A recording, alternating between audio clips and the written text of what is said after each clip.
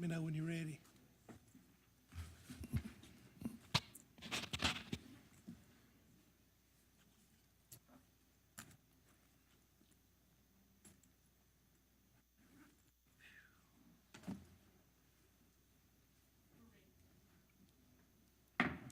6 o'clock, and I'd like to call this meeting of Lancaster County Council to order here on November the 28th, 2022. I'd like to welcome everyone here tonight. Mr. Marstall is on the phone. Can you hear me, Dennis? Hello? Okay. Just chime in if you have anything to say, and we'll recognize you. And also, I'm probably not going to be here next meeting, and I'm going to, Mr. Honeycutt, been here 10 years with him, and he is going off council, and he's been here 16 years. Done a great job here in the county and had some memorable events, and great things have happened here in our county, and a lot of it because of you. And I'm going to miss you, but I'm still gonna see you around. Oh, yeah. Hope to play a little golf, and you're welcome back here anytime. And since you live in my district, I'll probably have some boards that we'll need to fill. So again, we thank you for your service, and they'll have a little something special for you next meeting. And with that, let's move on down to number 3. Ms. McGriff, would you handle this one, please? Thank you, Chair. At this time, I'm going to ask my granddaughters, Avari McGee, who's going to lead us in the Pledge of Allegiance, assisted by her sister Brooke, because she wouldn't do it without her. So it's up to you, Avari. On my honor, Not Girl Scout. I pledge Allegiance to the Flag of the United States of America and to the republic for which it stands, one nation, under God, indivisible, with liberty and justice for all. Thank you so much. Let us pray. Lord, as we move from our Thanksgiving season with all the eating and our families gather, we ask for blessings for our family as we move into this Christmas season. I ask for blessing for our citizens, our staff, and my fellow council members. And I ask you to provide us guidance and wisdom as we move through this meeting tonight. Amen. Amen. Thank you, Ms. McGriff. And great job, young lady. I was doing the Girl Scout, please. All right, let's move on down to our approval of our agenda. Do I have a motion? So moved. Motion from Ms. McGriff, second from Mr. Blackman. Is there any additions that anyone would like to add? Hearing none, we have a motion for approval of our agenda. All in favor, raise your right hand. We have unanimous approval. Let's move on down to our special presentation. This is our UDO update, our Unified Development Ordinance Consultant update, presented by Kelly Casino. No, sorry about that. Right, Mr. Chairman, I'm actually Sean Whitey Smith. Smith. Ms. Cousineau is my colleague, but I'll introduce myself. Yeah, I didn't think you looked like him. All right, go ahead. I mean, Kelly Cousineau could be either way, I guess. Mr. Chair, ladies and gentlemen, thank you for having us in this evening to give you an update on the UDO. I know that you met with Kelly Cousineau about 3 months ago to talk about Module 1. We're here tonight to talk about Module 2. And I have a presentation. I'm not gonna... All right. So thanks for having me in. It's been a pleasure to work on y'all's UDO, and it's great to be here tonight. I appreciate it. My name is Sean Scoopmeyer. I'm a lawyer and city planner with White and Smith Planning and Law Group. I live in Greenville, South Carolina. And tonight we're going to talk about the UDO Module 2.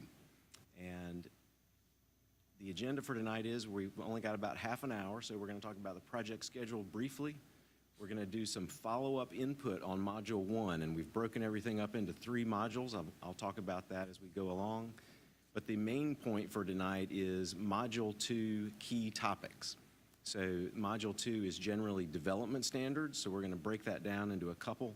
I think you gave some important input on some development standards even in the last input session with the council. And then we're going to talk briefly about next steps, where we stand now, what the next steps are. So the project schedule right now, we're working on both Module 1 and Module 2. I'll explain where we are in each of those at the end, but basically today we're here for Module 2, which is, like I said, development standards. So then we'll move on through. We have different modules. Module 3 will be land development regulations or subdivision standards. Module 4 will be procedures and administration. And then that will be up to you to finalize and get some comment on the UDO at the end, and then vote on the entire thing as one package. And so the drafting process for each module will be the same. Basically, we meet with you in advance to identify issues, to get input from you on the front end, and then we take your current ordinance, revise it as necessary based on our analysis that we've already done, and we've prepared an assessment report that I know y'all have seen.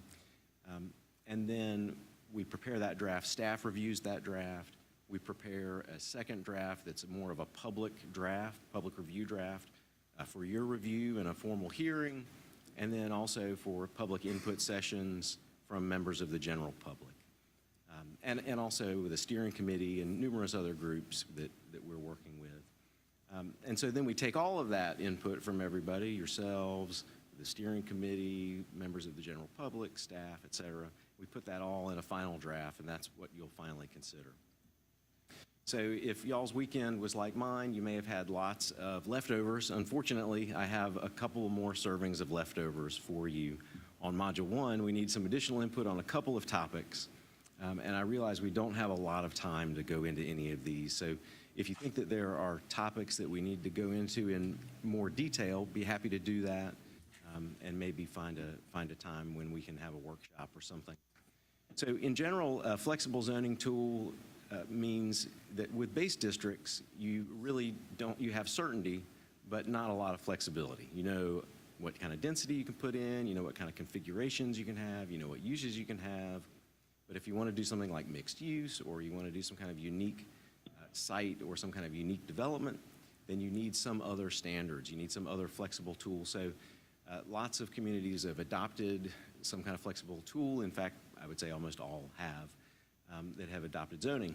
So currently, you guys have the MX districts, and we're trying to work through ways to either tweak those or improve them. We have an image here of the Red Ventures Mixed Use District, which is some apartments and office and other, larger format buildings. So really, in terms of the flexible zoning tool, what you're looking for, the choices are generally some kind of simplified flex district like you guys have considered earlier this year. And we can talk a little bit more about that. Then South Carolina has a statutorily approved and fairly clear planned development district. And then also another choice would be revising the current MX districts. So each one of those has pros and cons. The recommendation based on staff input is for a simplified flex district. Now, I know that the version that you guys considered earlier was long and complicated. We're envisioning something that's much shorter, basically that has, gives you the flexibility that you would need to review mixed-use projects and larger format, large-scale projects. And other choices would be planned development districts. Generally, that gives you flexibility also, but it generally would require a mixture of uses from one kind of more safe perspective. And then a revision of the current MX districts. That isn't something that we have pursued deeply, but if that is a choice that you guys would like, that is certainly on the table.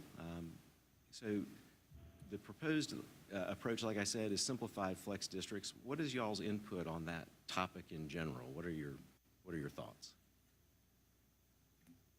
It appeared to me, what I read was we would be giving more authority to staff, and naturally, I'm not in favor of that. And I've been very vocal saying I'm in favor of revision of the current MX districts.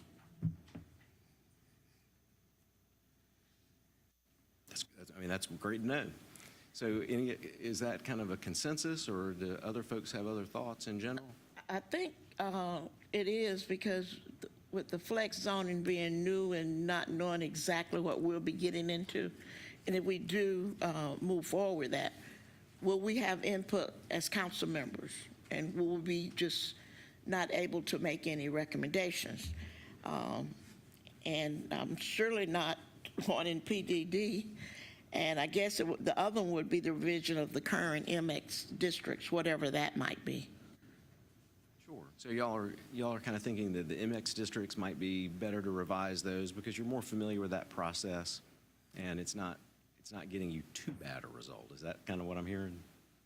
I don't know if I'd say it's getting too bad a result. It's not getting the results we look for, but I'm not opposed to doing the revision of the MX. I mean, I don't, that's my opinion.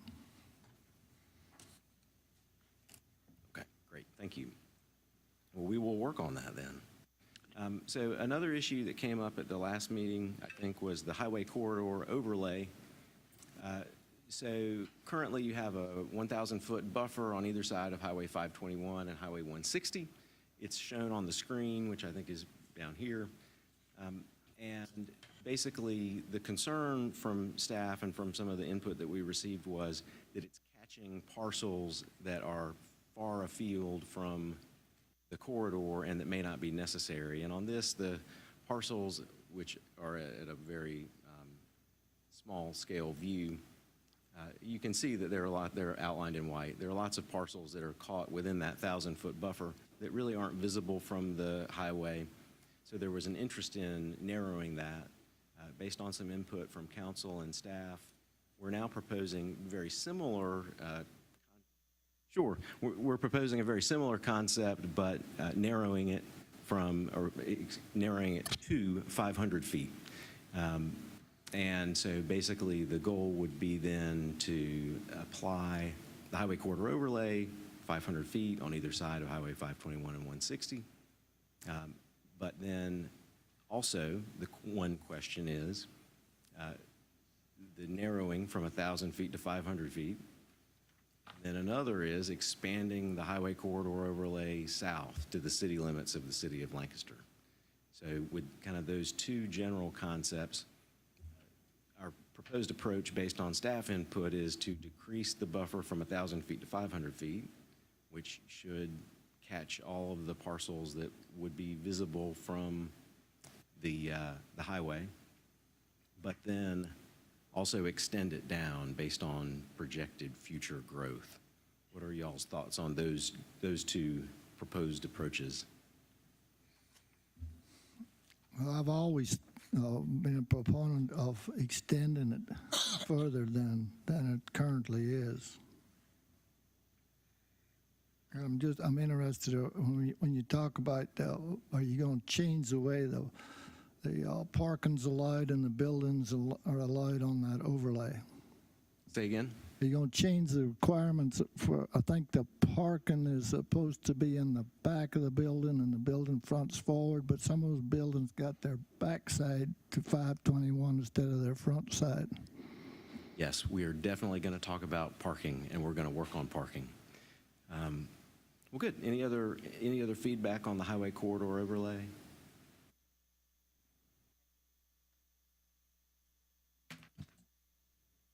I think it does need to extend further down, whether it comes all the way to the city of Lancaster, I don't know, but I think it does need to extend down, and we do need to look at those setbacks. It sounded like a great thing when we did the last update to the UDO, and after the first buildings were built and everybody saw what it looked like, we decided very quickly that probably shouldn't have been put in. Gotcha. That's good. So we have some images of some different configurations of buildings and parking, so I'll move on so we can talk about that, because I agree that's an important thing to talk about. So for the Open Space Preservation District, this is the last topic that we have for kind of the carryover from Module 1. So the concept that currently is in place are environmentally sensitive lands. Generally, it's publicly owned property. Shown on the screen is a parcel owned by the South Carolina Department of Natural Resources. It's down on the river in the very southern southwest corner of the county. You know, sorts of things like parks, park uses, campgrounds, agricultural uses, things like that. And the question is, should that be expanded to include things like conservation easement, protected property with the county land trust? And so the proposed approach recommendation is to add the county land trust parcels and tweak the uses that would be allowed, because some land trust parcels might have a residential use also, sometimes limited to 1 or 2, depending on the county land trust. But we'd have to get those limitations on the use from the county land trust and understand that. It would require some rezoning, both of parcels that are currently in the Open Space Preservation District that would need to be moved out to a similar district nearby, and then also the rezoning of some of these parcels that are currently protected by a conservation easement. So that's the proposed approach. How does that sound to y'all? Well, I would think it would be nice to see a map of the county with these proposed land trust parcels on it, along with the ones we currently have in Open Space Preservation District. Because right now, I just can't visualize what that's going to do. And then the other part in that map, if you do have different land trust parcels with different requirements, I would think you would shade those different parcels different colors, and then we could see what the restrictions were within those parcels. That would give me something specific to think about. This to me is just a high-level concept right now in my mind. I agree. So we will get a map. That sounds like a great idea. I do Anybody think else have some thoughts without a map? I do think it's important that that all the lands that are in conservation easements are identified, because that doesn't just affect us, it affects Lancaster Water and Sewer, where they're going to run sewer, their strategic plans. I mean, that, to me, that's an absolute must, that those lands must be identified and put on the map, and it also helps council understand where those are and not maybe put a high intense use against it. And that was the general concept in moving those into the Open Space Preservation District anyway, so that we could kind of visualize that as being not a growth area because it's already protected privately. So we'll get that map, and that sounds like a good one. All right, so Module 2, key topics. So when we talk about modules, Module 1 was basically zoning districts use regulations, and Module 2 are development standards, so natural resources protection, which is primarily trees, parking and loading, outdoor lighting, signs, architectural design standards. So in order to think about what types of development standards Lancaster County wants, the question is one size fits all the best way to do this? Or one suggestion that we've gotten from a lot of folks is to have different design standards for different contexts. And so currently there's one development standard set that applies to the entire county. It applies uniform standards for parking, trees, and landscaping, lighting, things like that. So the suggestion and the proposal is to divide the county into different development areas. And the goal would be to have more of a rural development standard and more of a suburban development standard. You know, and if you look at the previous slide, something like in a rural area, a gravel road or drive might be very common. In a more suburban area, a paved road might be required, or parking. And so the question really is, you know, kind of twofold. One, do kind of bifurcating the development standards sound like a good idea? And two, where could we draw the line? And so shown on the map are the 3 areas from the Lancaster Comprehensive Plan, with, you know, the Northern Panhandle, Greater Lancaster, and then Southern Lancaster. And so the concept would be, you know, defining more suburban in the Panhandle, more rural in the southern part of the county, but then where in the middle? So with kind of the input on development areas, what we're looking for is, do y'all think it's a good idea to have, two development standards based on these sort of different contexts of development? And if so, can you think of a particular line in the middle part of the county that makes sense to y'all? It's that line from the Van Wyck to Lancaster. Where does that line, is it at 5 or what? It looks like Highway 5, Okay. and this map doesn't have that much detail, but it, Yeah, I think, looking at it, I think 521 runs down that side, and I think one side of 521 is going to develop very rapidly. It already is going to be developing very rapidly. So I question about whether that one should be more rural. Yeah, I mean, urban. I've got kind of the same thing drawn Yeah. in, because a lot of this is going to be based on sewer and water in Lancaster West, all the way down to the river, because you got edge water. You got the potential for water and sewer all the way up to the Panhandle to down below Elgin. Well, Mr. Mosteller, this is a question for you. Would you like to see maybe the line going somewhere like this, which would encroach into your area to make it more of the rural? It's got my area covered pretty well. I definitely would like to see this part in the rural area. That would be my District 6, but you might want to think about some of that coming off into your area too. Part of it could be rural, but I don't think all of it would be, incorporate some of it in there. I'd like to see how the greater Lancaster mix area would be rural opposed to suburban. How would you draw the lines there? Sure. So with Greater Lancaster, the main suggestion that we've gotten from staff, which I think makes sense, is east of the city limits of Lancaster, where Highway 522 is.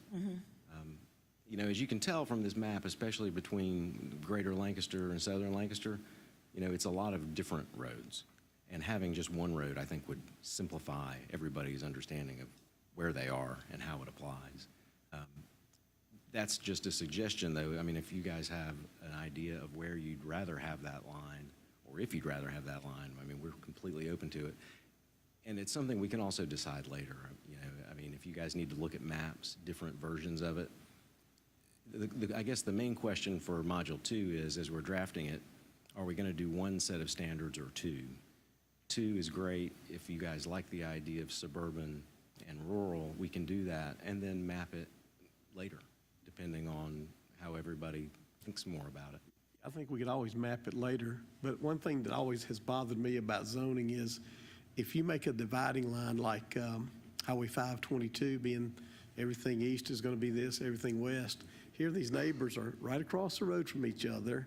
They're in the exact same identical lifestyle, life set, whatever. I think we need to maybe figure out a way to not use a major highway like that as the dividing line. But that would be more Mr. Mosteller's. So that makes a lot of sense. That's one of the problems with zoning. There's always a line, and somebody's on one side and somebody's on the other side. So, other concepts would be that we could tie the development standards to the different zoning districts. I definitely think we need to have at least two different zoning standards. And, I would see up in the Panhandle that we actually may try to put in larger undisturbed buffers because as development happens up there, we're losing a lot of green space. And if you could at least put the buffers up along the roads, then it gives you the semblance of, it's not all taken away. York County does a really good job of, even on with their new developments, even if they come in and they clear cut it, they require them to build about a 10 or 12-foot berm around the development, and then they heavily landscape that so that you don't really see so much of the houses in there, you see more of the lush landscaping and stuff. And do you think that a zoning map of the county would help in thinking about whether to tie it to current zoning categories or, a geographical distinction like we're talking about? Because you could, for things like, all your agricultural districts, your rural residential districts, you could definitely make those more rural. Things like MDR, all your business districts, you could make more suburban. So is that something that you would like to compare with the map of the county and these different geographical delineations that they're using in the comp plan? I think it'd be helpful. That's something that we'll put together and, What did you say, Admiral? So I think that'd be helpful. all right. Well, great. So natural resources protection, generally, everybody calls this something different. Some people just have a tree protection ordinance. But this combines many different features of, natural, the retention of natural assets of the county. Tree protection, landscaping standards, buffer requirements, street tree requirements, and open space requirements. And so currently, the county has an incentive-based tree preservation standard. Basically, if you preserve areas of trees, you don't have to put in as many trees, street trees, parking lot trees, things like that. And the current UDO does state a preference to preserve existing trees, but it's more of an incentive. It's something that people can do. The question is, so the comp plan has done some surveys, and it looks like there is a strong support from the people that participated in the survey to protect more trees, and there's a concern for losing trees, and this is normal. So I would say in general, in South Carolina, most municipalities have a tree protection ordinance of some kind. A lot of counties don't. The ones that do are rapid growth areas that are concerned with losing their tree canopy. Where I live in Greenville, same thing is happening. Rapid development, there's a lot of concern there for, just mass grading, losing existing trees. And so the question is it time for Lancaster County to adopt some type of mandatory protections for trees, whether that would be specific large trees of a certain size or areas of existing tree canopy, usually expressed as a percentage of the development site? I would say that the voluntary approach is not working, because I have not seen a development that's come along that they didn't bulldoze every tree and then put a couple of 2-inch sticks back in its place, or 4-inch, whatever the standard is. I think we do need to go up on the standard of the caliper of tree that we require, maybe in the suburban part, maybe not so much in the rural part. And I've also seen where these buffers, they just wipe them out. They don't make any attempt to save any of the trees in the buffer zone. I mean, they just don't. I mean, it's just cleaned out, and then they replant them. And that's not it's not a good thing. And like Mr. Carnes says, this voluntary stuff doesn't work because the trees are gone. The land is just scalped. I mean, you can go up there now and look at developments in progress, and you see it. And that is something I think we need to address. Now, it may not be so critical in Mr. Mosted or Mr. Blackman's district because they got plenty of trees. We like it that way. It's going to be quite a chore to go through these different development areas and pick out the trees we want to save and those we want to cut down. Then after we cut them down, we're going to come back and put some more in the ground. I'm not sure I follow that logic there at all. Yeah, so Well, the development process, the logic goes, if there's a tree ordinance, frequently there is a choice. You can preserve trees or you can remove them with replanting. Generally, it does require some kind of count or estimation of the trees. That can be done a lot of different ways. but it does add expense to the development process. You know, an engineer or a landscape architect could go out and, you know, identify the trees. Usually, you know, with specimen trees, you would identify a size, you know, 18 to 24 inches is probably the type of size that people look at. Sometimes you scale that down for smaller trees. You know, there probably isn't an 18-inch dogwood tree in the world, but if you've got a 12-inch dogwood tree, that's a pretty good sized dogwood tree. So, you know, there are lots of different ways to configure it. If the concern is, you know, more historic or large trees on a site, then, you know, you can include specimen trees only. Many places that are looking to preserve tree canopy just have a percentage. So you would say maybe 10% of the development site, if forested, has to be preserved. And you would just kind of pick those out at the site plan stage, and it's just a simple percentage. Do either of those concepts sound like the kind of thing that you guys would like to see in the, you know, future development standards? I guess the percentage of trees preserve a percentage of them instead of going and wiping out the whole thing. Just have a certain percentage that they'll have to keep. Right. Whether it's large or whether it's small, but I don't know whether we should specify what type trees. Well, I'm not sure, because when you look at mature hardwoods, some of these trees are 100, 150 years old, and they're just getting wiped out, and I think there should be some way to save them. The Lazona building on 521 had a grove of old trees right beside it, and I believe Lindsay Pettis got them to move that Lazona building so those trees could be preserved.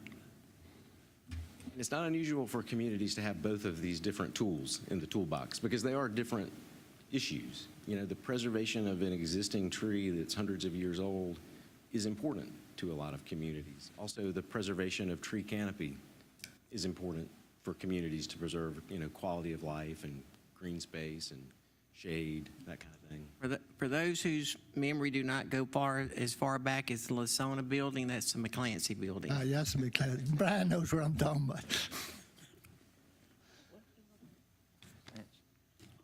Yeah. Yep. All right, well, good. Well, we'll kind of pursue that and consider that. Any other suggestions on trees, though? You know, I realize that we don't have a lot of time, but I think that this is an important topic for a lot of communities because it requires a balance between, you know, the development process, the cost of development with people's interest in quality of life. It's one of the hardest balances to strike, I think. So signs, we will be updating the sign code.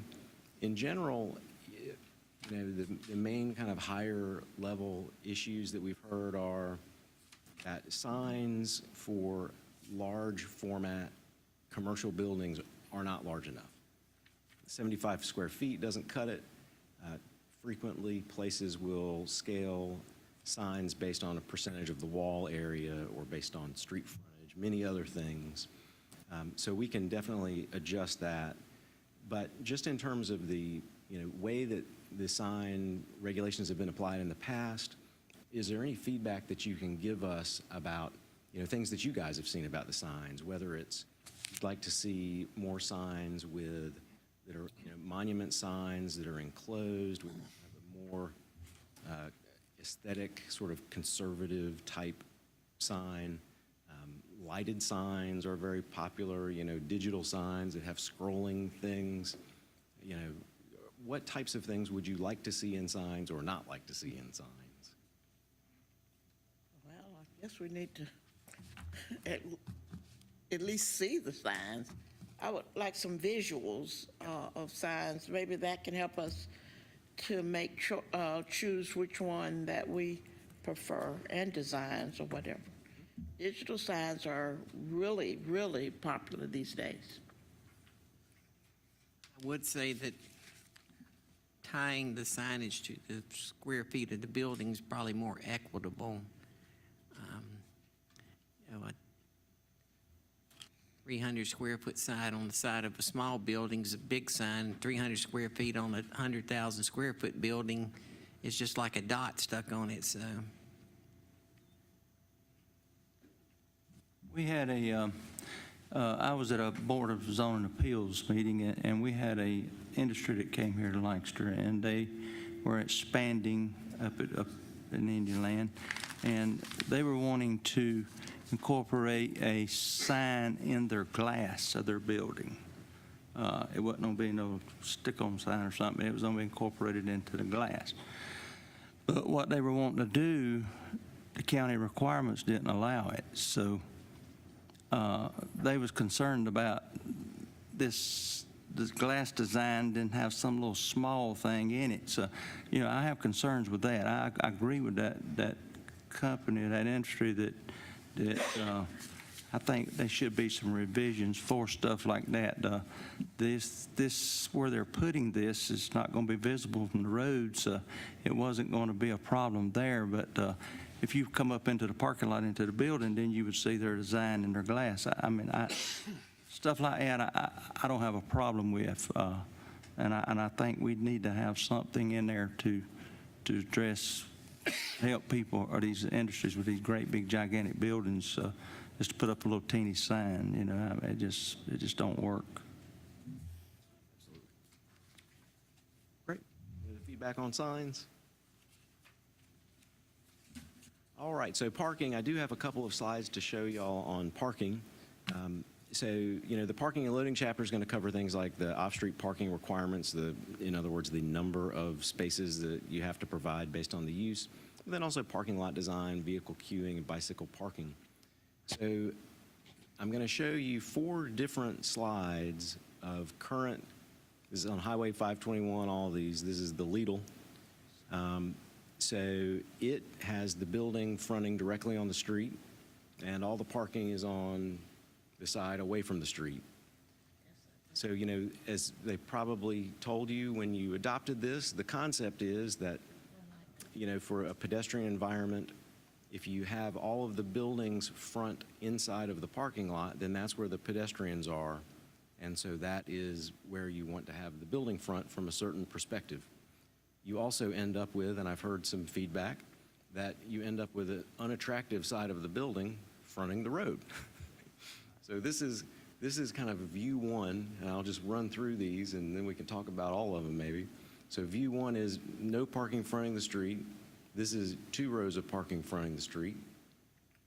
This is, I would say, kind of a very common, strip mall, smaller scale development. This is 4 rows of parking fronting the street. This is the Aldi, not very far from the Lidl. They don't sell much different stuff either. Very different parking configuration, though. And then here's a Food Lion. This is what you think of as a conventional strip center. It has 19 bays fronting the street. So, in general, I would say that this is probably the format that if you don't require parking to be in a specific place, you will get this type of development. And so the question is, with this or any of these, not just what do you prefer, but do you prefer one of them so much that you want to require everyone to do it that way? And so this is obviously a choice for y'all, but what are your thoughts in general about parking and how it's working and what you would like to see in the future based on what you're seeing now? Well, what jumps out to me is that you can see, and there's no buffering on the highway. I mean, there's no landscaping in front of them to soften the look of the parking lot. I don't mind the parking lot being there, but I don't particularly want to look at a bunch of cars, but I would look at some pretty trees or shrubs growing there. And it depends on the size of the building, right? The second one you show with the 2 rows, now that looks good, a little more buffering in the front maybe, and I guess that's because of the size of the building. And if you got a grocery store, the parking lot is going to need to be bigger. But I'm like Terry, I think we'll need buffering there because it looks so plain. I mean, those tall trees, if that was buffered, that would look a whole lot different than what it looks like on that. And I'm not talking about little insty trees, I'm talking about bigger trees. Yeah, so one problem that you always have with putting buildings close to the right-of-way are things like power lines and conflicts. You know, it looks like they have some trees planted. They look smaller. I think they probably will not grow very tall, probably to avoid a conflict with those power lines. But, you know, those look like crepe myrtles. They're not going to grow very big. Those might, to tell. You know, I think the power lines are on the other side of the street from this food line. So, you know, they don't have trees. They have some further back, but I think that the thing that's interesting in these pictures is that most of the stores that have the parking facing the road, the setback just getting to the parking is much wider than what we require for the building to be away from the road. And I think that's the biggest issue we have is, you know, backing a building up 25 feet from the right-of-way, depending on where the right-of-way is. I know we've got one building up in Indian Land that's probably 30 feet from the road. yes. In particular, this picture really shows what you're talking about, or this picture. That is interesting. And I agree with Terry. If they had put some trees in when that shopping center was once developed, they would probably have some 30, 40-foot trees in there now, and it would look really good. I mean, they don't have to be necessarily tall trees as long as they're. I mean, you get all kinds of trees, and as long as they hide it and they soften the look of the parking lot, I think I would look much better. So maybe move away from mandatory parking, but if people are going to front the parking, let's require some buffers. Is that what y'all are thinking? And I had another comment. I think, too, you know, when you put this trees and shrubs and stuff out here and grass and stuff, this stuff needs to be, when it's put in right instead of just going in, just throwing out some stuff. I've seen a lot of red spots out there where that wasn't maintained, grass wasn't fertilized and stuff like that. I think we need to make them, when they do come in with something like that, to put some good sod out there or irrigation system or something and trees in there that'll look nice and all. Sun City, if you ride through there, the medians that are through there, that stuff's kept up well. It's good stuff it was put in to start with, and it's sprinklered and all kinds of stuff, and it just keeps everything looking great. That's what looks good in front of these buildings. And when you go back to that one with the grocery store on the hill, you can see what I'm talking about right there. All that red and bank and stuff in it. That's not maintained at all. There's no fertilizer put on that grass. It's just, that's why it's an eyesore. So I think if we make them do it right, be part of the construction, I think that would be a big plus for the view.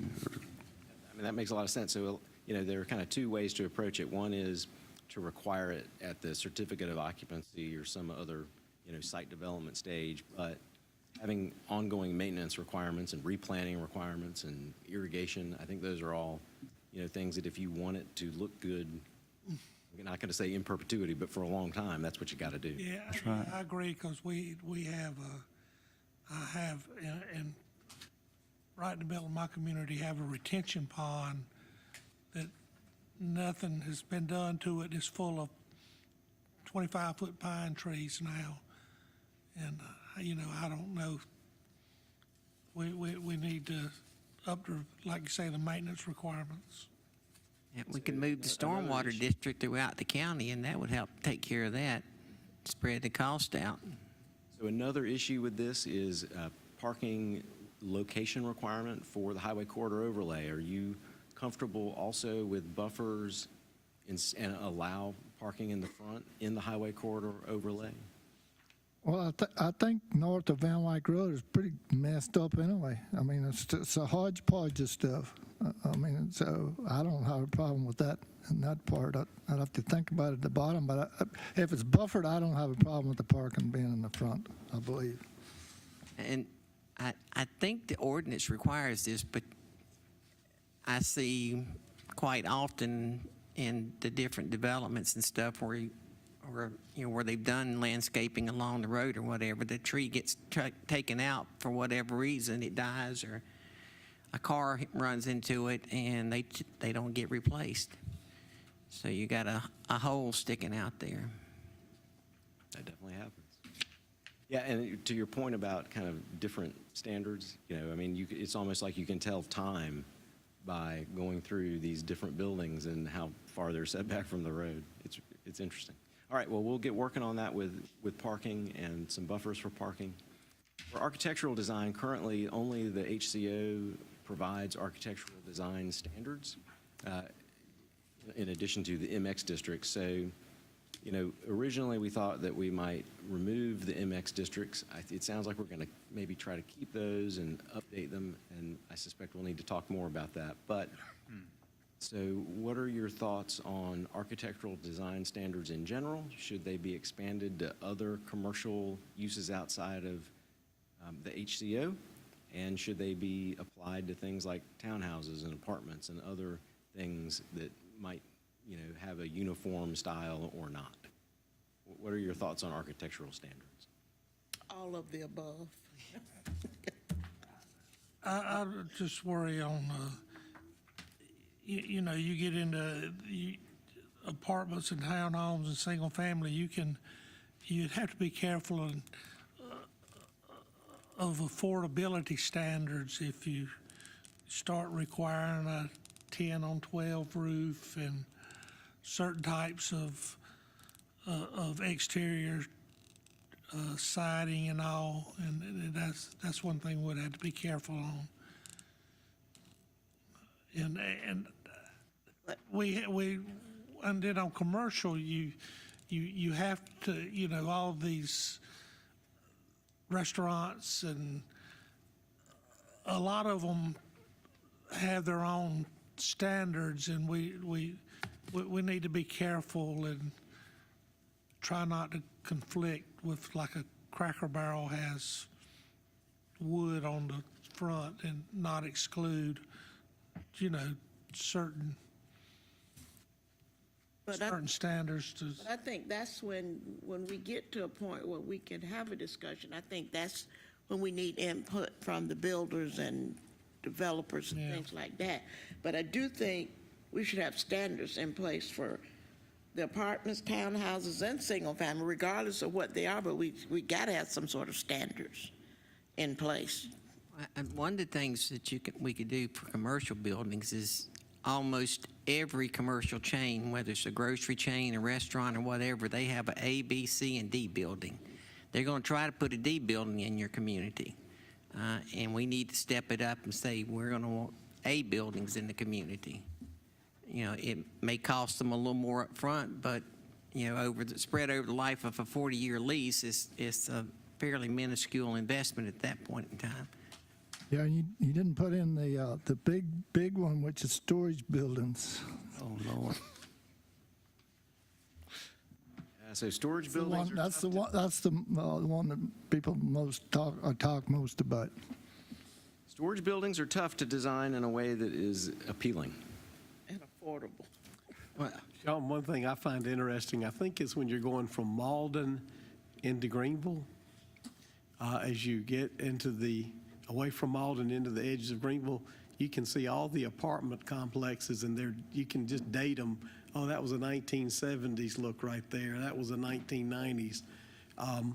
Now, some of the old apartments, naturally, we wouldn't want, but they probably are affordable housing, though, for some people. I've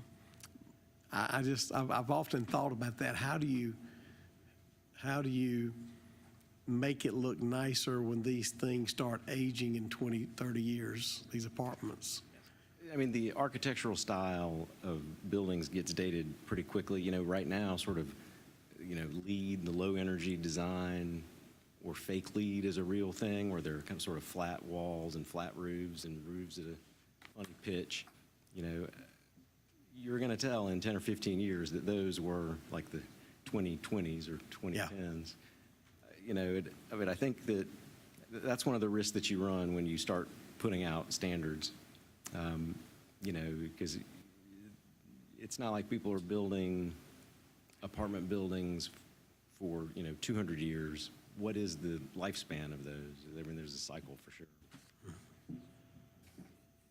I think Terry talked about storage buildings, and I can say that the one that's next to Aldi's up in Indian Land, the very same chain has a building I've seen in Atlanta that's in a business district area, and you can't tell it from the buildings that are the office buildings and stuff.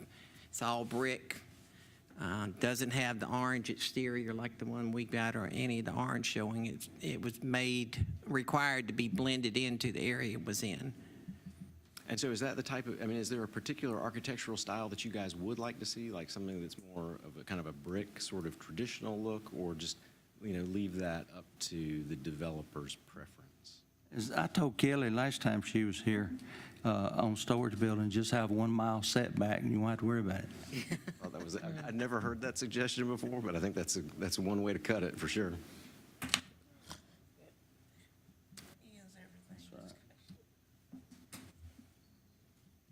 Well, all right. So this is the last substantive topic. We've got outdoor lighting.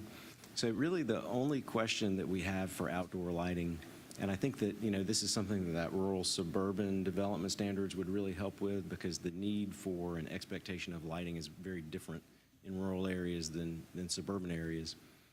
One thing that we'd wondered about and gotten some feedback on was whether lighting standards should be extended to residential lots. So some people don't like it when their neighbor's light is on. Some people are good neighbors and resolve that between themselves. I don't know if council wants to wade in on something that sounds like it might be insignificant, but I can assure you there will be some disputes about residential lighting standards. What are y'all's thoughts on lighting for residential lots? Or in general, for the other standards, how it's working now? Some of these night lights on poles in communities can be extremely bright. If they're shining in somebody's bedroom or in their kitchen, wherever it's shining to, that could be a nuisance, an absolute nuisance to them. So I agree, we need to take a hard look at this, or you guys need to take a hard look at this, because I won't be here with you. I think a lot of the street lighting that's coming out now has it to where the light mainly focuses on where people are walking and stuff, and it doesn't so much back up into where the houses are. I guess if you're across the street, it might. I know the new lighting up at the Indian Land Stadium, if you're standing away from it, the light basically just falls right there on the field.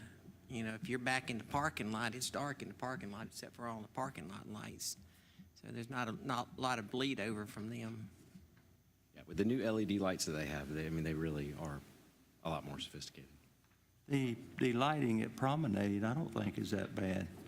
From the road and all far, it's more, it lights everything up, but it's not overpowering. I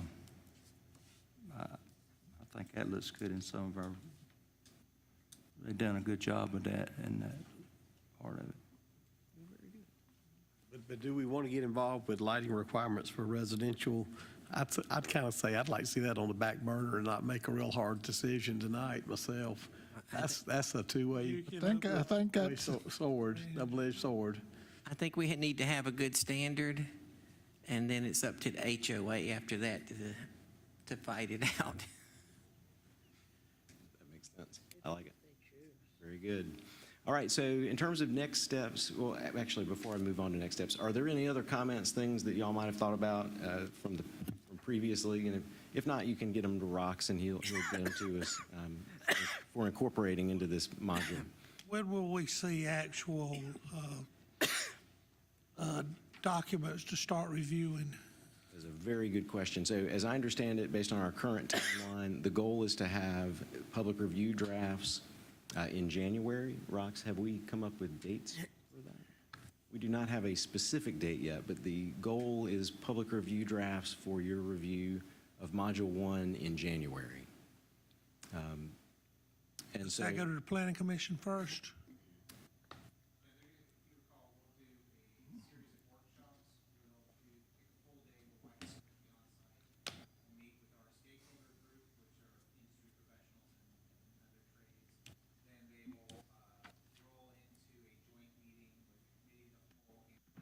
Okay. Are we able to do something with MX now, or do we have to wait till 2024? And it's a similar question for cluster developments.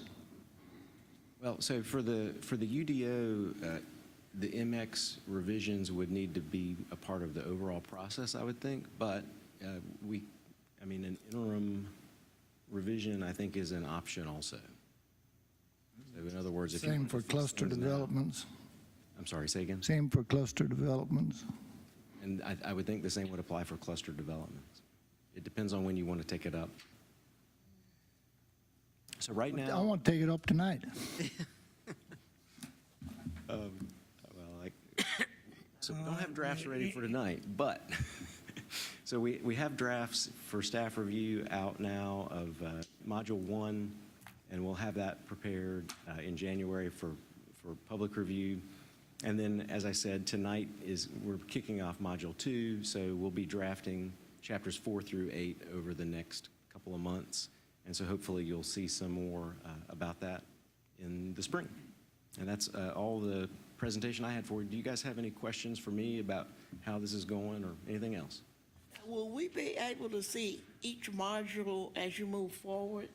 Because certainly I don't want to get all this at one time and have to review it. If we could, we're going to do module at a time, right? Yes, you're going to get one module at a time because it's impossible.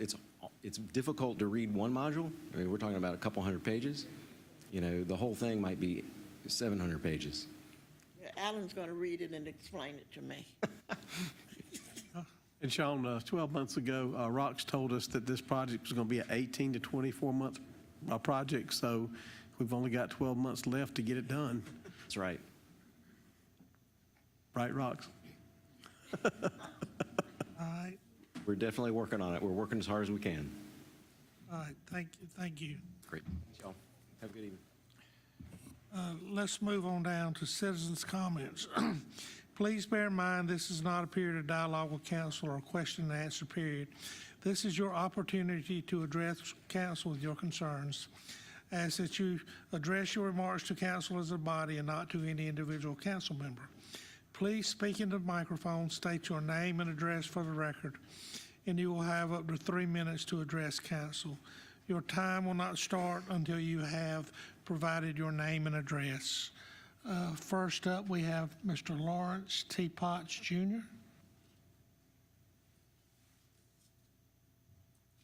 Good evening. I'm Lawrence Potts Jr. I live at 9274 Old Bells Road, Indian Land. I represent, along with myself, the following persons born and raised in Lancaster County: Angela Potts Ennis, Troy Ennis, Margie Potts Moore, Edith Potts Jones, William Hayes, Donna McAfee, and Charles Moore. We are the sellers of the properties that are currently under contract with D.R. Horton Company. It is our hope you will reconsider the November 14th denial of the development project known as Asbury Lane, D.R. Horton Company. It is our opinion that the economic developer, along with the planning department staff, purposely attempted to prevent any rezoning request until the Bells Ridge Industrial Park Phase 2 could be presented to the Lancaster County Council. Preparation for the industrial site began in early 2019. Property owners had no knowledge that this was happening. Contracted buyers were misled multiple times over what was required to prolong the process so they could buy time for the economic developer to prepare their presentation. These practices were intentionally deceitful, unethical, and should not be tolerated. By consistently, intentionally interfering with a contractual relationship, causing contracts to be terminated, plans to be rewritten, you prolonged this process for years while you approved development after development and then denied our request because there are all of a sudden too many homes in Indian Land. On November 14th, 2022, I, along with my sisters, sat and watched Mr. Burhan's present zoning for MDR for the Asbury properties. This process had taken us 3 years and a lot of sleepless nights wondering what y'all would do next for us to get here. We listened as D.R. Horton made their rezoning case. A concerned neighbor spoke against because she was worried about wildlife. A member of the Planning Commission who voted to approve it began speaking in favor of the plan, only to cast doubt about what would happen if another builder would buy the property. I still have no idea what he was talking about. D.R. Horton has shown through all the obstacles the county has thrown at us that they are determined to build on our property if the rezoning got approved. When the members of the council began discussions, it quickly became obvious there was confusion amongst you all about what you were actually voting on. And to add just a little bit, that the conceptual plan that D.R. Horton brought forward has buffers and old growth oaks and lots of wooded areas. And that's as far as I got. Angie Potts Ennis.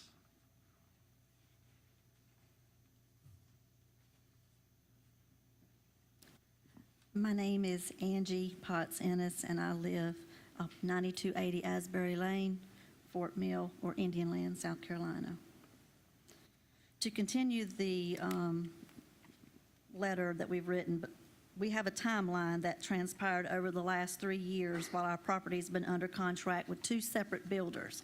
August 19, Potts, Jones, Yarber, Abercrombie went under contract with J.P. Orleans. September 19, my father, Lawrence Terry Potts, passed away. My brother was appointed as personal representative of the estate, Lawrence T. Potts, Jr. Contract terminated due to planning department, notifying J.P. Orleans they would need to pay a voluntary fee of between $3,000 to $8,000 per home once the development agreements were approved and before any other approvals. During a conversation that we had with one of the county councilmen, me and my sister were told that this was not true. It would have been grandfathered. November 2020, an LOI from D.R. Horton came up. January 21, entered into a contract with D.R. Horton. April 21, sketch plan was returned not approved.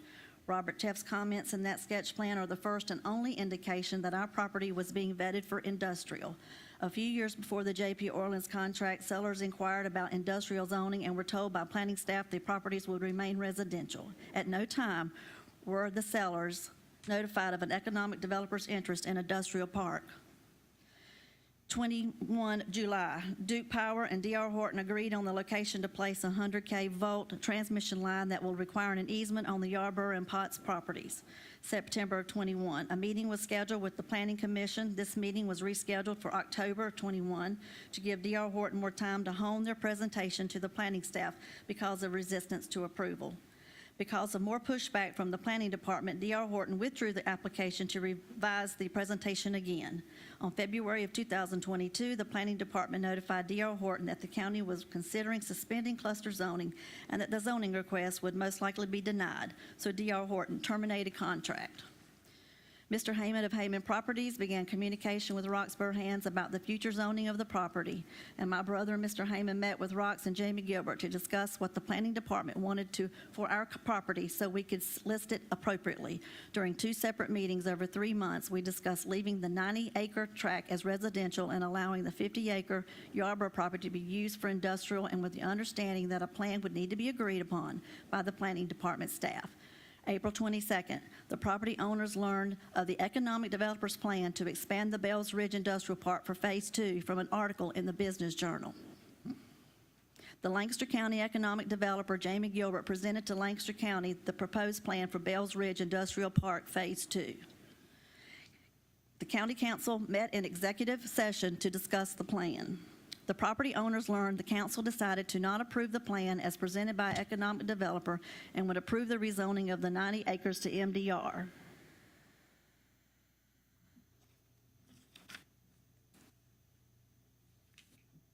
Margie Potts Wilson.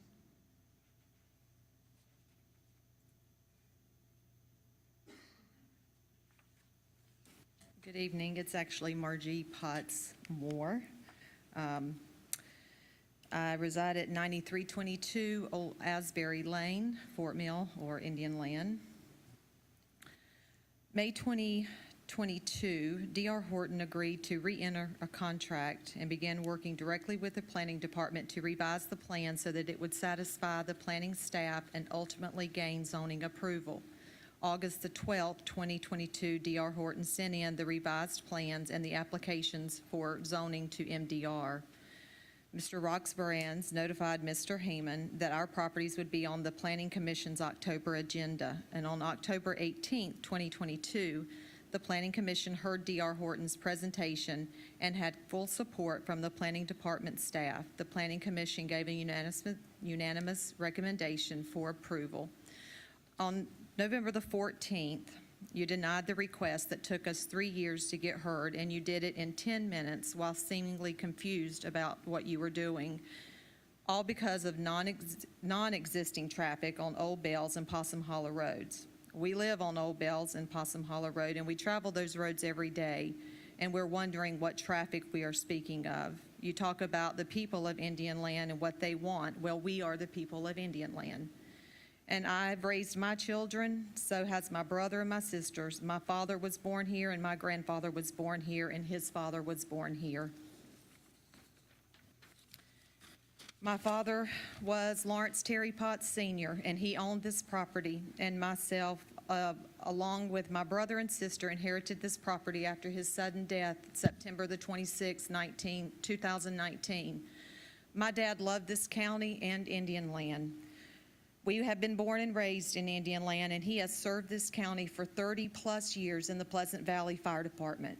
He sacrificed his time and his life for this county and the citizens of Indian Land, and he almost lost his life saving a man after a car accident when he dragged the young man out of the car, hitting his head on a power line. He gave his all to this county.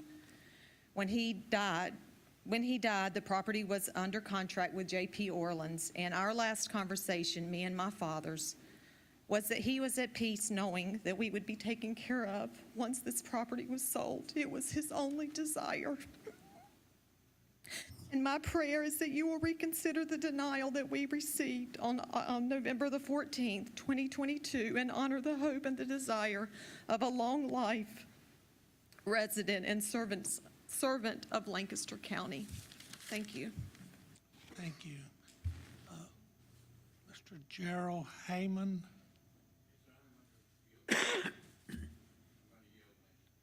Yes, sir. All right, thank you. Gordon Johnston.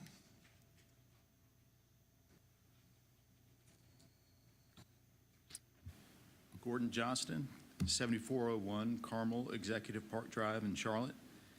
Council members, Chair, good evening, and thank you for your time. I'm here on behalf of Century Communities, the applicant for item 8C on your agenda tonight, which is the second reading of a development agreement for our proposed Shiloh Woods community on West Shiloh Unity Road. I wanted to take just a couple minutes to provide you with a brief update on the project. As you well know, the development agreement that's on the agenda tonight was approved by the Planning Commission at their October 18th meeting, and that approval came with a couple of conditions.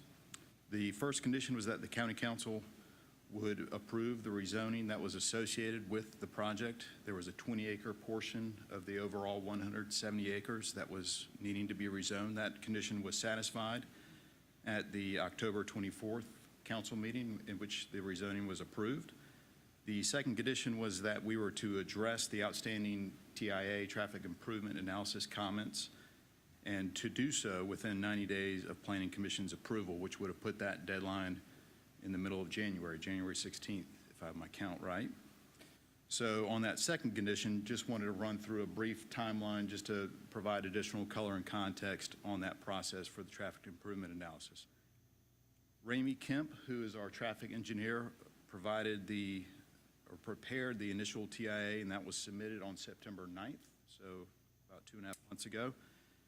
We've received comments from the county and their traffic consultants' review on October 13th, and a couple days later, on October 17th, the TIA was approved by SCDOT.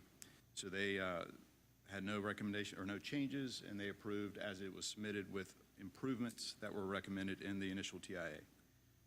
We scheduled a meeting with the county and the county's consultant, the traffic engineering consultant, That meeting was held on November 2nd to run through all the comments that were received and make sure we had clear direction on changes that were needed and updates that were needed for the subsequent submittal. That meeting again was held on November 2nd. Ramey Kemp prepared and resubmitted on November 21st. So a week ago today, the revised TIA was submitted to the county and again to SCDOT for review. So as we sit here today, the TIA has been resubmitted for final review by the county and SCDOT. And again, important to note, since these are all SCDOT roads, SCDOT had already provided approval to the previously submitted TIA, so we anticipate no change from that, nothing different in the result. So I'll be here tonight when the item comes up on the agenda and happy to address any comments or questions. Thank you, Mr. Johnson. Mr. Wysickle Washington, or Ms., come on up. You don't want to speak? These comments here. Okay, you sent them in. Okay. Okay.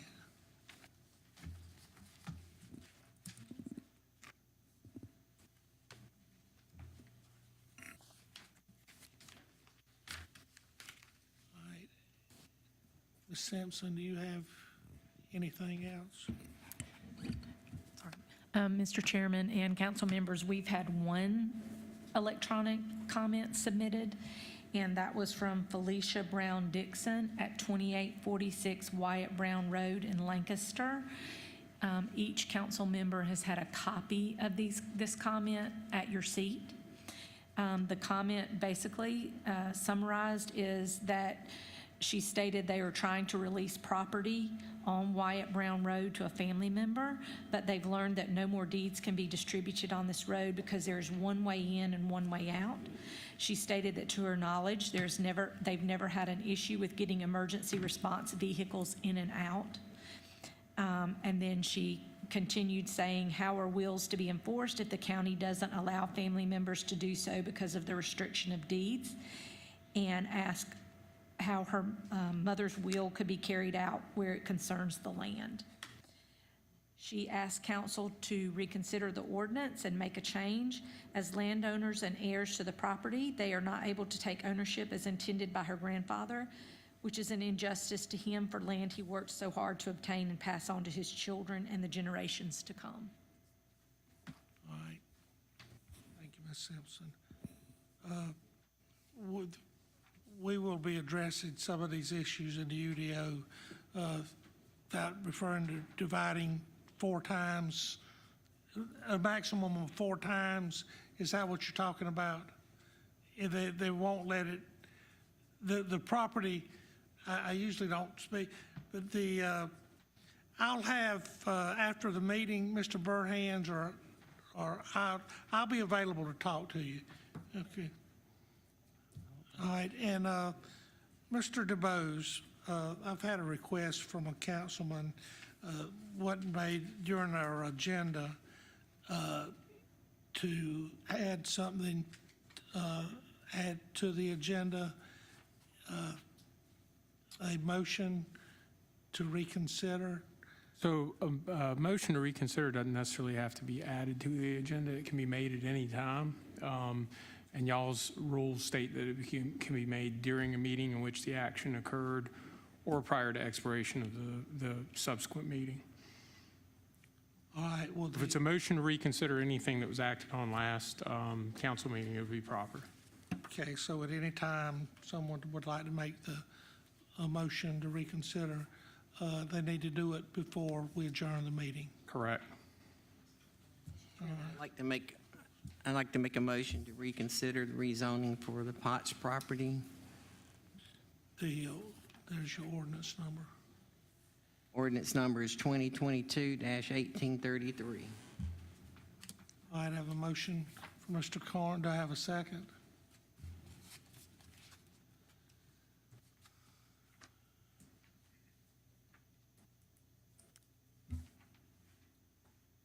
Hearing no second. Correct. Motion fails. Matters not. The motion fails. Can I second a motion? No, not at No, I can't second a motion, can I?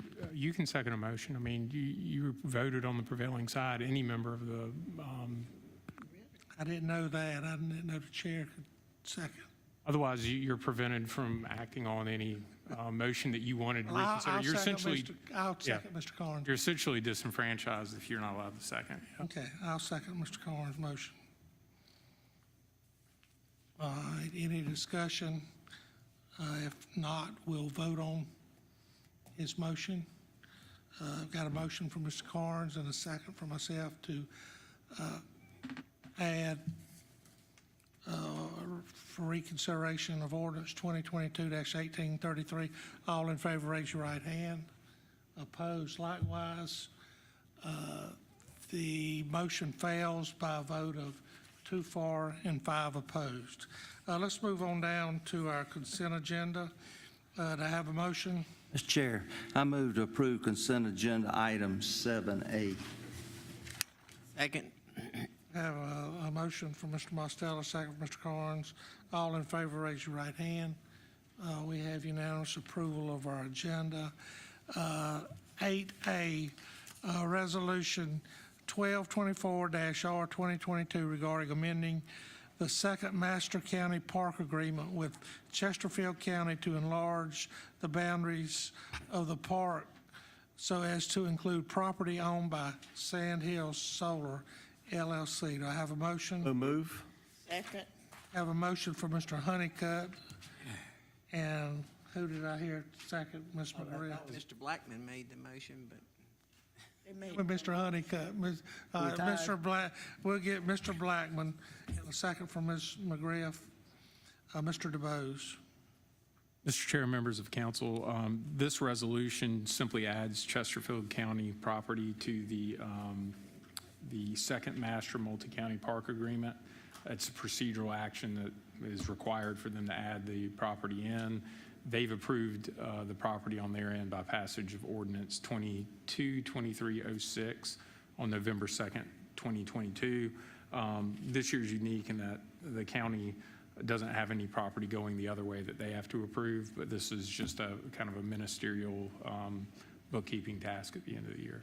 Happy to answer any questions y'all might have. Mr. DeBose, could we ask Chesterfield County if we could slide our solar panels down to them? They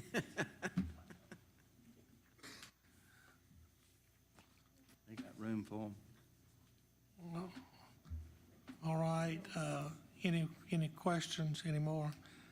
Any discussion? I think we're ready to vote. Have a motion for approval of resolution 1224-R22, 2022. All in favor, raise your right hand. We have unanimous approval.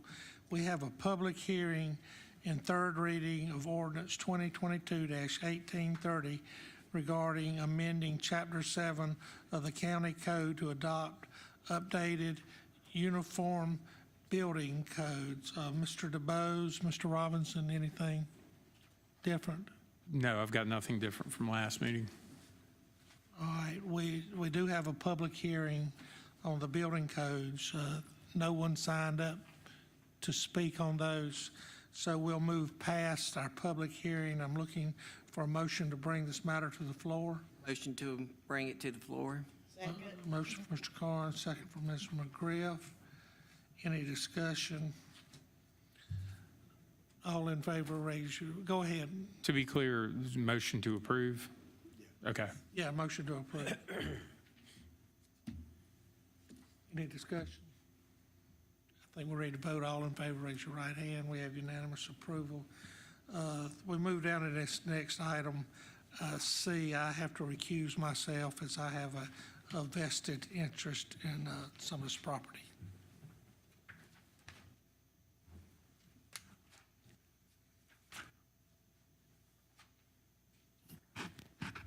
Our next item for consideration, the second reading of ordinance 2022-1832 regarding approval of a development agreement for Shiloh Woods. Mr. Burhans.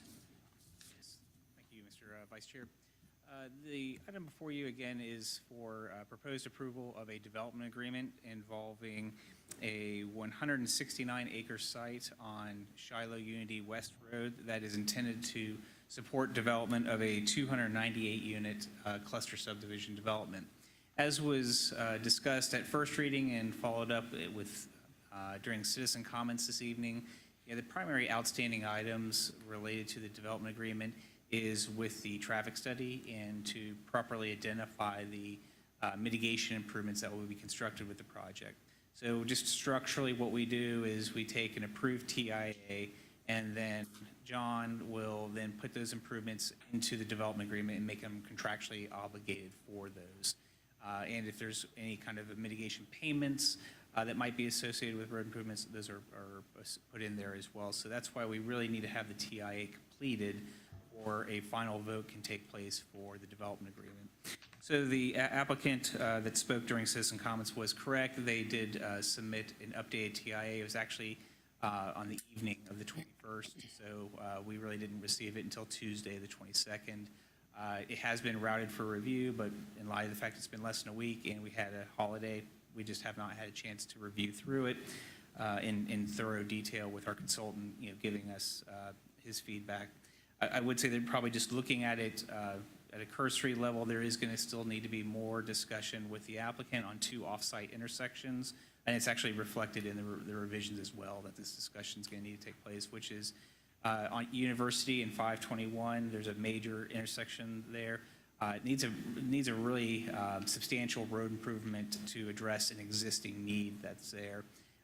That type of a project is beyond the scope of this, but this project puts enough trips through that intersection. We believe that they should contribute some amount towards fulfillment of that overall bigger road project. And so we have to go through that exercise of figuring out what's a fair and proportionate share of that. In kind of a similar analysis with an intersection of Hubbard and University, this updated study details improvements that will be made by a separate project in the city of Lancaster, but does not appear to address their specific impacts and what mitigation they should be proposing to address that. So there's still some more work to be done before we would recommend doing third reading of this development agreement, but we're committed to certainly seeing that to a conclusion, and just wanted to provide you with this update so you know where we stood at second reading. Will you be able to have those discussions and work everything out before the meeting in December, since we only have one meeting in December? That's our goal, and so it requires performance from folks beyond just staff, and that includes the applicant. And so we're hopeful that we will come back to you at third reading with a complete TIA, because we would not ask you to give third reading approval if it wasn't complete. All right, so any questions of Mr. Burhands? I'll entertain it. What happens if he doesn't get them back by third reading? We can delay. You can't delay because it's going into a new council. We can start over if we have to. That's okay. I'll just ask a question. Let's hope we don't get there, so. Okay, do I have a motion to approve? So moved. I have a motion to approve by Mr. McGriff and a second by Mr. Mosteller. Is there any discussion? Yeah, I'll have my comments again that I'm not going to vote for this because I do not believe that the school fees are high enough or the fire service fees are high enough in this development agreement, and it's setting a precedent for future development agreements. Any other comments? We have a motion and a second. All those in favor, please raise your right hand. All those opposed, like sign. It passes by a vote of 5-1.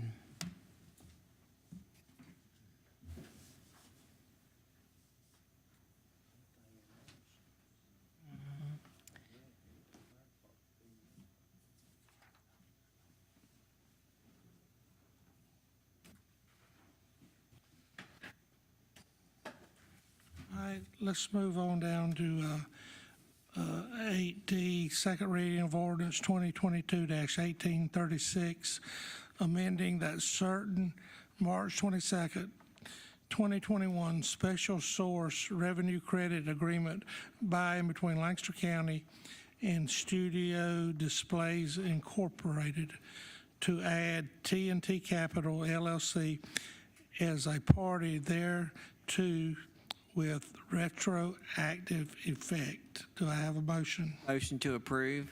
Motion from Mr. Carnes. Second from Mr. Honeycutt.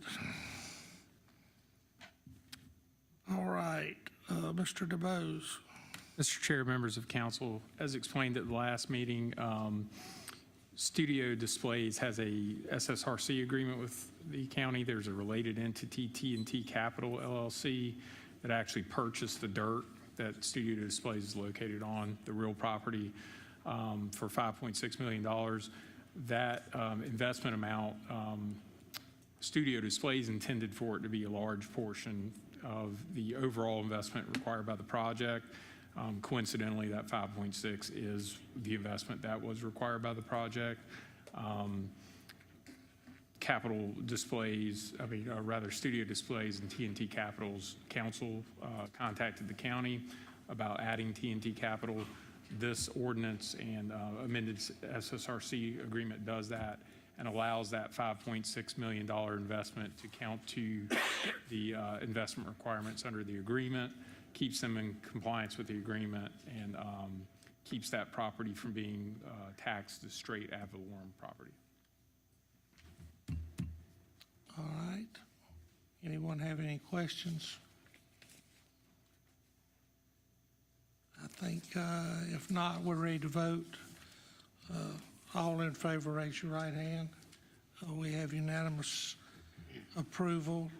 Second read of orders 2022-1836. Let's move on down to our discussion and action items. Approval of reappointments to various boards and commissions. Have two. Mr. James Barnett to the Planning Commission to District 5. I'm stealing him from Mr. Honeycutt's district. We're combined, and the same thing from Ms. Phyllis Jarvis to the Library Board. Do I have a motion? Second. I have a motion for Mr. Honeycutt, second for Mr. Blackman. All in favor, raise your I right. have a question for Mr. DeBose. All right. We technically don't take office for the new districts till January. Is this proper to be doing this now, or should it be something that we do at the first meeting in January? That's a very good question. You might want to make it effective January 1 when the offices change. Yeah. All right, would you alter your motion to make this effective January 1st? I will do that, yes, sir. And the same for a second. Who made the second? Yes, sir. Okay. Thank you, Mr. Carnes. All right, any more questions? I think we're ready to vote. All in favor, raise your right hand. We have unanimous approval. Approval for appointment to Health and Wellness Commission, Terry Lee, is District 3. Do I have a motion? Move to approve.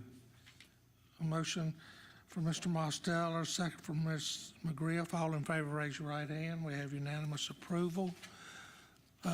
Let's go to our adoption of the 2023 calendar meeting schedule for council, committees, boards, and commissions, and advisory boards and adoptions, and adoption of the 2023 holiday schedule for the county. Do I have a motion? Motion to second. Have a motion for Ms. McGriff and a second for Mr. Carnes. Any discussion? All in favor, raise your right hand. We have unanimous approval. Discussion of lot limits on dead-end roads. Mr. Burhans, Mr. DeBose.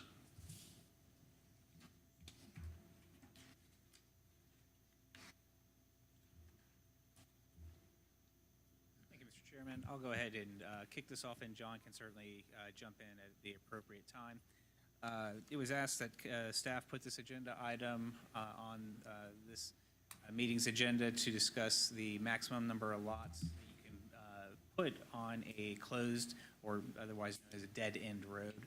So the current UDO regulates closed-end roads, limiting them to 800 linear feet and no more than 20 lots. And so that standard was adopted in 2016 with the current UDO that we're obviously going through a comprehensive rewrite of that you heard earlier this evening. So this standard certainly catches a lot of older roads in the community that have large acreage on them. and you have folks coming in wanting to subdivide their property, but can't put any more additional lots because the overall road that the property is accessed from has a 20-lot limit, and they have exceeded that at some point in the past. And so we had a case on Green Pond Road, I think back in October, where a property owner was in this situation with Green Pond Road having 54, 55 lots already. A person wanted to subdivide their property, create an additional lot. They went to the Board of Zoning Appeals for a variance. The variance was heard by the BZA, but was ultimately denied, and they recommended that the council consider a text amendment to address this issue. And so, as council is aware, these minor subdivisions, there's a kind of, I call it almost like a spider web of issues. With this road standard, you have also the 5-lot limit on minor subdivisions. You also have the legacy road issue. You have the private drive 5-lot limit as well.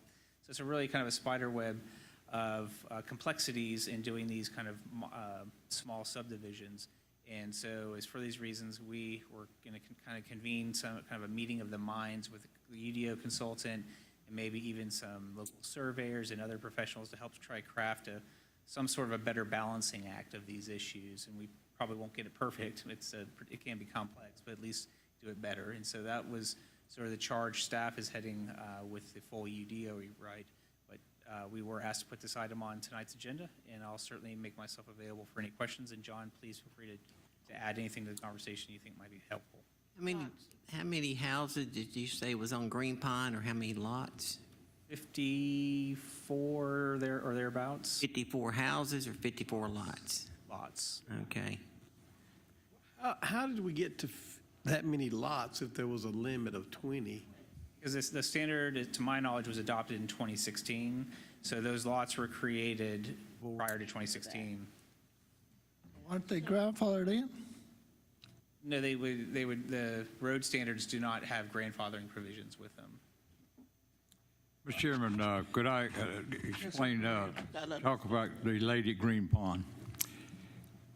She is a widow lady. She has 10 acres of land that was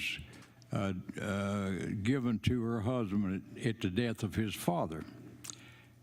The father is now gone. The husband's gone, and she's left with 10 acres.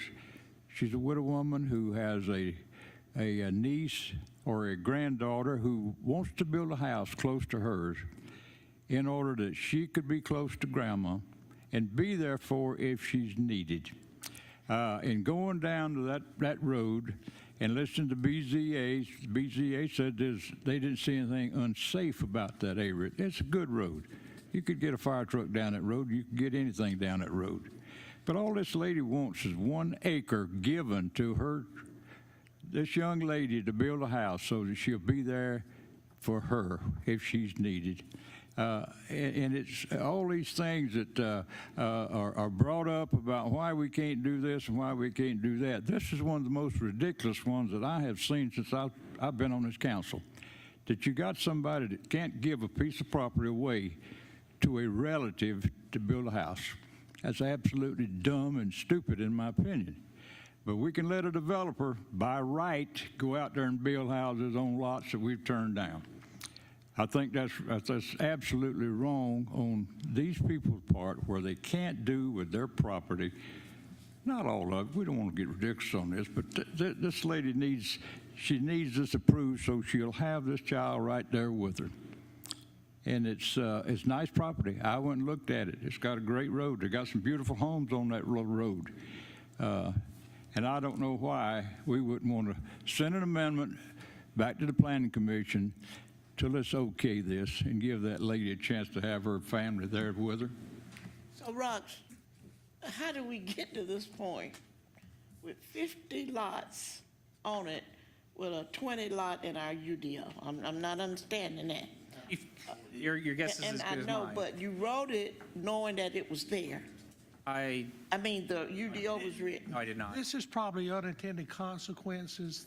Green Pond is an old road, and there's a lot of other similar roads that this is something that you don't think of when you Do, Okay, with that do being orders. said, what are we to vote on tonight? That you guys go back and make a recommendation? Is this just for discussion only I see here? So if you're gonna move forward, what are we to do? So I think the item was to be put on this agenda to see if other council members agreed that this needs to be addressed immediately, or if this should wait for the full UDO rewrite. If you decide it needs to be addressed immediately, then you just need to give staff that direction to move forward with an amendment. We would probably put something, I mean, just off the top of my head, we would probably craft something to exempt existing roads from that were built prior to 2016 to resolve that matter. John, legally, what can we do in order to make sure we move forward? Because right now it's discussion only. Correct. I think Mr. Burhan's kind of stated succinctly what the history of this agenda item was, that it got asked to be placed on here, and I think the idea was to just get some general commentary and feedback about how urgent review of this item might be. So, again, I think Mr. Burhan has already pointed out one theoretical possibility for how to address the situation. You know, the question he's posed, I guess, is whether y'all want it looked at immediately or whether it can wait for the rewrite. I think this is an immediate dilemma for this lady. I think we need to move forward. Mr. Chairman, I'll make that motion that we, as a council, move forward and amend the UDO in order to give this lady an opportunity to have that child live close to her. Is this the same situation type on Wyatt Brown said? It is. It's unintended consequence. Yes, so what we need to do is, we just need to have the whole concept looked at and modified so we can overcome some of these problems. We also don't want to create something for somebody else to take advantage of. So I think the idea of saying it's a kind of a legacy deal appeals to me. So will we need a motion to move forward with this, John? I think you've pretty much already given direction on what needs to occur. I mean, if y'all want to direct that staff consider the matter and prepare a text amendment, great. I don't know that y'all want to get into granular detail about what that amendment looks like. Again, to the earlier point, you don't want unintended consequences to arise. I will state, just to clarify, that we're strictly going to look at the road length and lot standard, how many lots confront a closed-end road. As I mentioned, there's a spider web of issues with these minor plats. That is going to be further down in the process with the full rewrite. So I just want to make sure we deliver on your expectations. So. Would it not be better to have this council direct planning to come up with this amendment? That this is the wishing of county council that we have this happen so that we know that work will be done on it. We have instructed planning to go ahead and do that, have the amendment ready, and let's move forward. But we still got to know what that language is in the amendment. I mean, we can't just. The amendment itself has to go to Planning Commission for review prior to, and recommendation and public hearing prior to y'all seeing it. You know, y'all have designated those commissioners as kind of subject area. I use experts in air quotes, but they do have experience and training in it. We would focus ask on it. that, So yeah, that maybe they could have something for January for the planning commission to look at. And Steve, what about the Brown? It's the same. The same thing, so that will be inclusive. Okay. In their case, we had a developer come before us. They only had one way in and one way out, and they're going to build 400 houses, and we shot them down. You know, and that's, they didn't show anything. I don't know how many acres these folks got, but Okay. I wish them well, myself. All right, appreciate it. Thank you, Mr. Burhead. All right, let's move on down. What's next? A little update from the Rock Hill Fort Mill Area Transportation Study, RFATS update for Highway 521. Councilmember Carnes. Yes, Mr. Chairman, I wanted to bring an update from our last RFATS meeting. I think some of this information that's in here has already been presented to at least one when we had a study group that received it maybe a month or so ago. So I just want to go over high level because I think Mr. Marstall actually talked about having the head of RFATs to come in and give us an updated presentation because this is an ongoing process and there'll be more information available as we go along.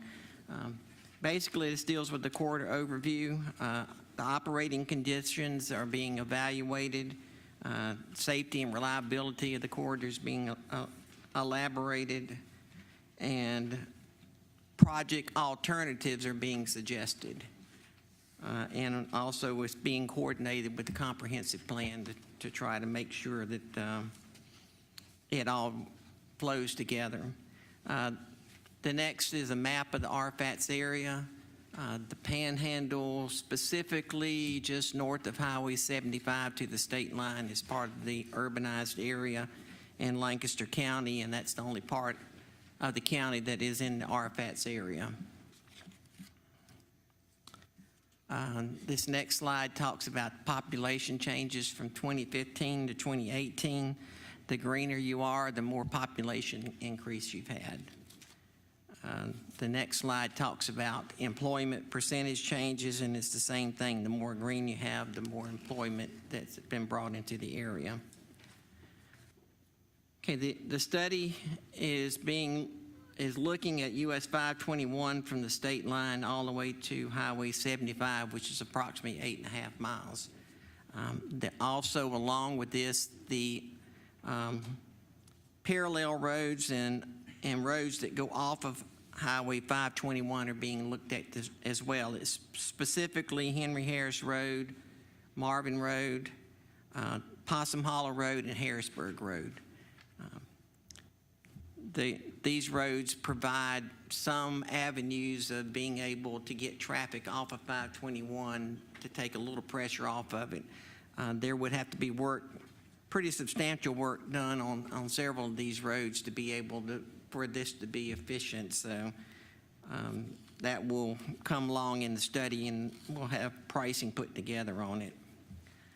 The evaluation criteria they're using is to improve safety, balance local access with regional mobility, which is a requirement of federal DOT as well as South Carolina DOT, improve operations of the corridor, minimize impacts to businesses and residents, accommodate future growth for that area of the county, and accommodate multimodal access for the Highway 521, and also, again, looking at the impacts to the parallel and side roads. 3 possible alternatives were presented at the last meeting, and we had a citizen that actually presented a 4th one, which would be to basically take each intersection along 521 and make it a rotary. The initial feedback that came back from the traffic engineers is that rotaries are great for lower traveled roads, but for a road with the capacity of cars on them that Highway 521 has would make the situation worse than making it better. So we've got a traditional widening that they're considering, RCI widening, and a hybrid configuration. RCI is a reduced conflict intersection. You have some layouts of what the typical road section would look like. We've actually had some input into this and to provide requests. One of our requests was to have a 10-foot bike walk trail to one side of the road, and also to have sidewalks on the other side. So that the 8-foot is a buffer, a grass buffer where you could put trees and stuff like that between the sidewalk and the highway.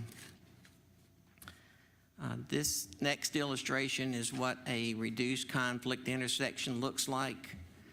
Basically, the traffic coming from lesser road goes on to the main road, and then it's routed to a traffic signal downstream from where the intersection is, and then the people are able to turn and go back the opposite way.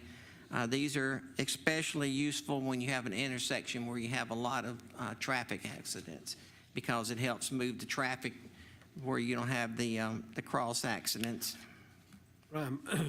In this diagram, though, we have a place now on 521 that has this kind of reduced conflict intersection, but it actually arcs out into the shoulder more. I mean, it gets out of the highway and comes around, because the trailer trucks would have a hard time making that turning right. Yeah, I don't think they showed it on here, but on the ones that we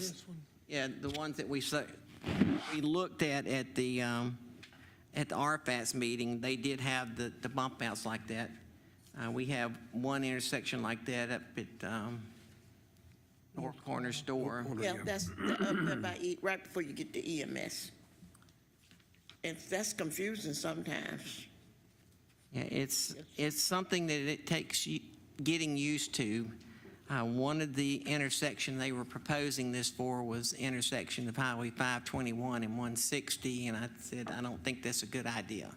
You just got too much traffic trying to flow through there, and the right-of-way is giving to the through traffic, so when you got people trying to do the U-turns and stuff, they're at the mercy of flowing traffic through from north to south. I look at this, I picture this as 521 and Jim Wilson and Harris Teeter sitting over here. I just don't see that working good right now. Because you come out of Jim Wilson and want to go back left toward Lancaster, you can't. You'd have to go right and go through this here And make a U-turn. turn. To me, that would seem a little more confusing. There are some roads, I think, in York County maybe, or in the state that use this concept, and it works good. But again, it's got to be the right intersection for it. The next section shows what you would get if you didn't do anything to the road except improve what you had. Every red dot is a congestion area. So the no bill has 1, 2, 3, 4 red dots, and then alternate 1, which is traditional widening, basically taking it to a 6-lane road. You get down to 2 red dots, and then the orange dots are, to a lesser point, are backup points. On alternate 2, which is the RCI, you only have 1 red dot and a couple of big orange ones there. They didn't really show the concept of a hybrid road, but it's basically a traditional intermixed with RCI. And again, Mr. Mosteller pointed out that you've got, here's the one I was talking to you about, where you've got Highway 160 coming in, and you've got the traffic turning to go down, and then it goes down and makes a turnaround that you don't see on the slide. It's off the slide, but that would be the next slide there, yeah, right there. They're not, I mean, there's so much traffic there, those people making a U-turn, they're not going to be able to come back up. Yeah, I don't think they've done any kind of traffic counts or anything. They're just looking at the intersections and thinking what could work for an intersection like that. All of that will have to be done with traffic counts and best practices at that point in time. And the lights would have to be really synced to do that. Yeah, what the discussion was is that they would run a fiber optic cable all the way down 521, and all the lights would be connected with each other. And also there would be cameras at each intersection that are monitored, and they can adjust the flow of traffic based on the traffic that's coming through. So we got 2 options for Jim Wilson. I'm going to skip on through to the next to the last slide there, Sherry, where you got the evaluation criteria. Okay, basically what you have here is you've got the the different colored blocks and circles and pentagons and hexagons. So the further to the right you have is the higher score that is saying that that's more the optimal thing to do for that intersection. So B3 would be alternate 3, which is a 6-lane hybrid widening. And then finally, this is the estimated cost based on either a traditional or a RCI. Traditional would be about $102 million. The RCI version would be about $125 million, and then the hybrid would be about 110, 112, somewhere in the middle there. Brian, what are the funding sources for this project? We would have guide share money that would be used. Also, there would be opportunities to go to the State Infrastructure Bank to try to get funding from the State Infrastructure Bank. And we would also approach the Federal Highway Administration about getting funds from them because this is a federal highway. And do we have, I know you're doing the study, but is it a time frame that y'all looking at? I think the study was supposed to last about 6 months, so they're already a couple of months into it. At the next meeting, we're supposed to have some additional information about the alternate routes along the side roads.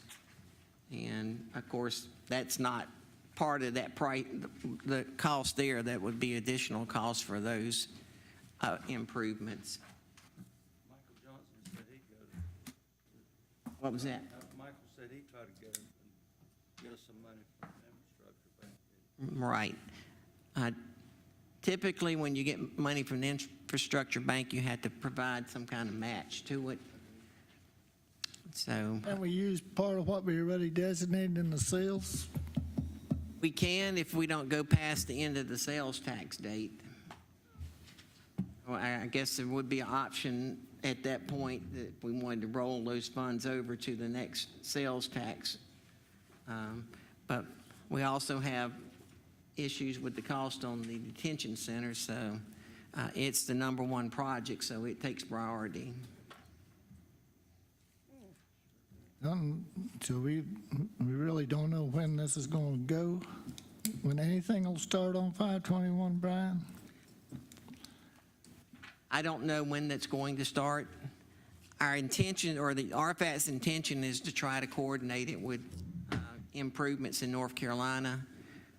The widening of the parkway up there has already been approved, and that was approved about 3 or 4 years ago. But then the state of North Carolina hit some money issues because of the hurricanes and the damage that was done on the eastern part of North Carolina, so they had to pull that funding back, and they're working through trying to get the funding back in place, but it's a high priority to get that work done. Well, how on the list is this project? It's not a funded project, so once we get the study and everything done, then that sort of starts the ball moving on trying to get funding and stuff for it. Well, now at the transport brainstorming we did at Transformation, I believe Mr. Hooper said this was the #1 issue for this area. It was 521. That's what he told the crowd anyway. Well, that has been the discussion, so. And I also know that my little road, Van Wyck Road, is going to get absolutely hammered when they start construction on 521 because everybody's going to come down it as a cut through. We do know at RFATS that we will be receiving more funding than we're getting now because of the census and population growth and things like that. We just don't know how much we're going to be getting. And they really should expand the RFATS area to #5 because it's growing so fast.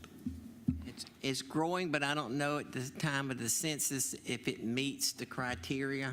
I think the study committee could still push the case if they wanted to extend it, but I don't believe it meets the criteria of an urbanized area once you get that far down. All right, Mr. Marstall, anything you want to add to this meeting? Thank you, Mr. Chairman. I think what we will do is in January, we will look to have the archives presentation with some more of this, and we can answer, hopefully, some of the funding discussion, even the timeline discussion. So we will look to have a little bit more in-depth conversation in January. All right, thank you. More discussion on that? Like I said, I'm probably not going to be here next meeting. And Mr. Honeycutt, 16 years, have you ever been chair of this board? Never been. I don't think there would be any objections if you took this chair and you closed out this meeting and you asked for an adjournment in a second. But he can't make the motion. He might make 2 hours.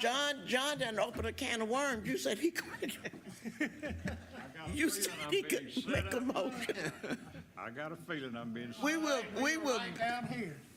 Okay. we will be here for a minute. Having nothing further to discuss this evening, do I hear a motion to adjourn? Now, he's got the hammer, he can hit it. I'll make that motion, Mr. Honeycutt. You will not get a second. Well, I'm taking over his district, so I'm going to second it. I don't know what to do. You better ask your lawyer. You got a second. If we get a second, Yeah, because I'm getting part of your district. You got to You got to call for the vote. all in favor? Raise your right hand. Tell them this meeting is adjourned. Oh, you guys. Yeah. Thank you, Mr. Honeycutt. Oh, I'm going to give you a hug, man.